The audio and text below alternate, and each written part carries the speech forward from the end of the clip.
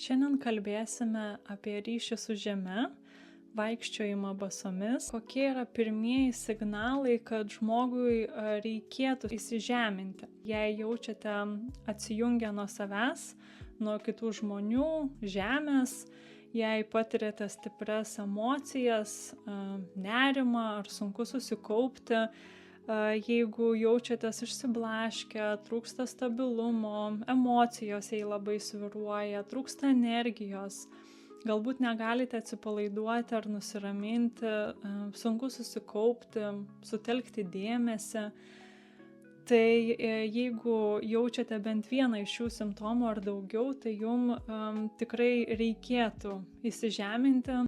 Epizode pasidalinsiu, kas svarbu įsižeminimui arba sąmoningam vaikščiojimui basomis, kokios galimos klaidos, kaip saugiai tai daryti, duosiu patarimų bei taip pat aptarsiu, koks yra pėdų ryšys su čakromis. Pilną epizodą rasi YouTube, Spotify arba Apple Podcasts platformose.